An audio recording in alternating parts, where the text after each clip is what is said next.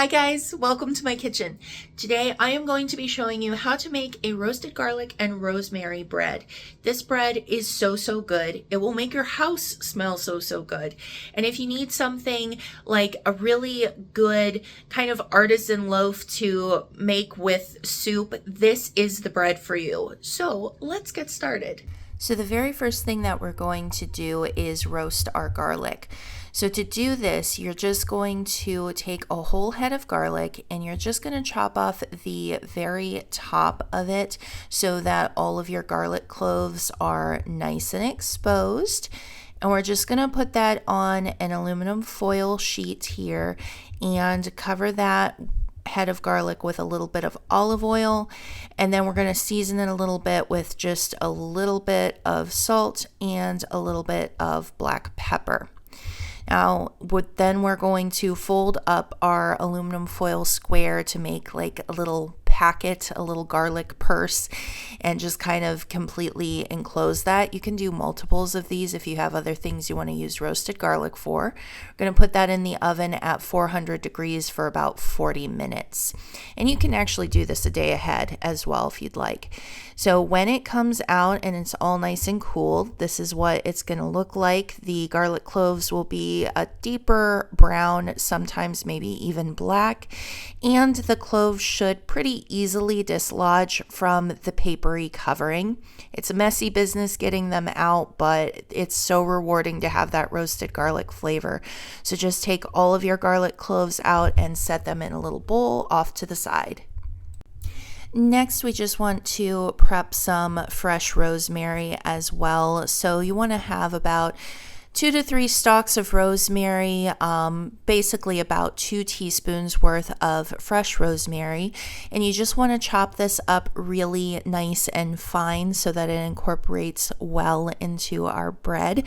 So just chop that up and set that in a little bowl off to the side. Now we're going to activate our yeast. So I have 1.5 cups of warm water here, and to that I am adding 2¼ teaspoons of dry active yeast, and that would be the same amount that you'd get in a yeast packet if you use that. I'm just going to stir that together and set that off to the side for about 5 minutes to go ahead and activate and prove to me that this yeast is active. And then while I'm waiting for that, I'm going to add in 3 cups of bread flour into the bowl of my stand mixer. This is just the bread measurement that we're going to start with. We will probably need a little bit more towards the end, but we will eyeball that.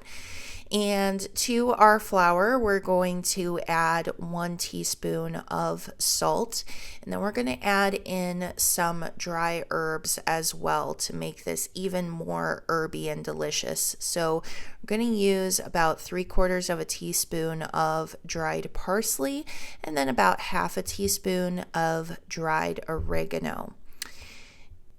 The next thing I'm doing here is mushing down my roasted garlic, and I'm going to add in about a tablespoon of olive oil here, just to kind of give the olive oil a chance to get some of that garlicky flavor. Now, you don't have to mash your garlic cloves. I think the garlic flavor is actually more forward if you keep the cloves whole, but if you want it to be more subtle, you can kind of mash it down.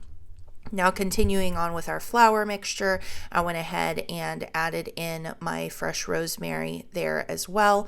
And this bread does play well with black pepper, so if you wanted to add about 1/2 teaspoon of black pepper, you would not be remiss in doing so. Now I'm going to add my yeast and water mixture as well as that garlic and olive oil mixture in, and we're going to go ahead and get started mixing this together. Now, if you are using primarily your dough hook, you will want to make sure that you scrape down the sides of your mixing bowl at least once to make sure all the flour is incorporated. This is what it looks like with 3 cups of flour. I did go ahead and add an additional like 1/2 cup of flour.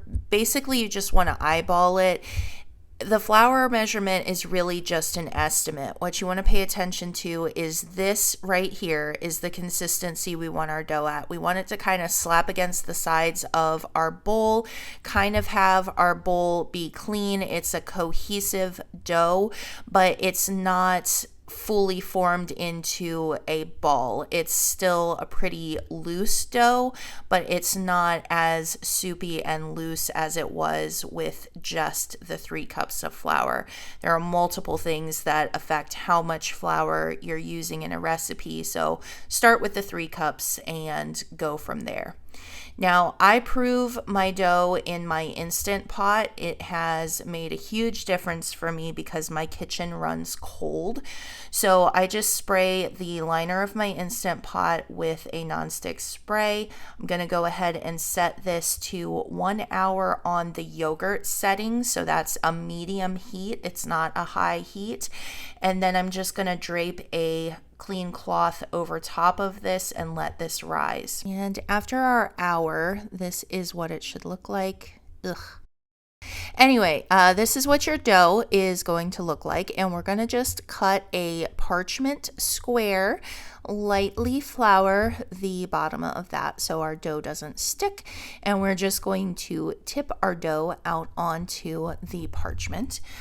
Meanwhile, I have my oven set to 450 degrees, and I also have in my oven a small 3-quart Dutch oven, and that's what we're going to be using to bake this in. You want to allow that to preheat with your oven, so at least have it in there for 15 minutes to heat along with your oven.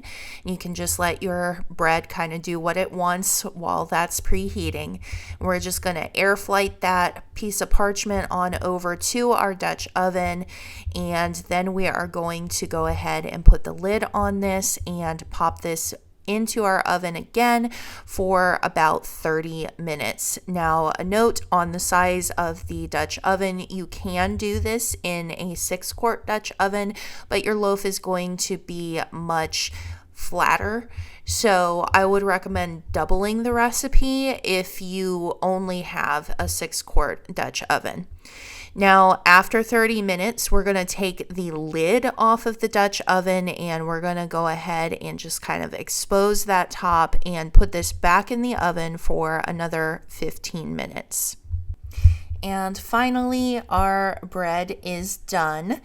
And you can test this by checking the internal temperature with an instant read thermometer. It should be about 200 degrees interior.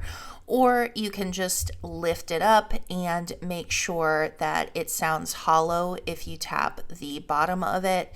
This is a beautiful loaf of bread. It goes so well with soups. It's just so good, and your house is going to smell amazing. Hope you guys have enjoyed this video. Thanks for watching.